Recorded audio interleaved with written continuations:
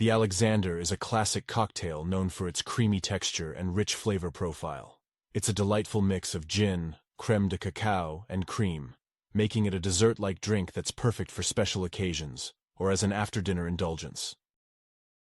You will need the following ingredients: 1 ounce of gin. A good quality gin is recommended for the best flavor. 1 ounce of dark crème de cacao provides the chocolatey sweetness and depth.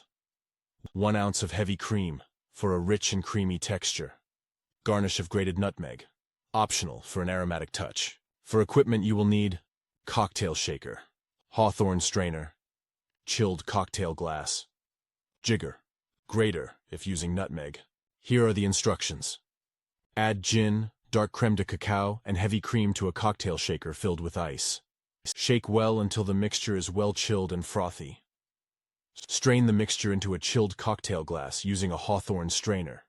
If desired, garnish with a light dusting of freshly grated nutmeg. The Alexander drink dates back to the early 20th century and is believed to have been created at Rector's in New York City. It's originally made with gin, but the brandy Alexander, a popular variation, substitutes brandy for the gin.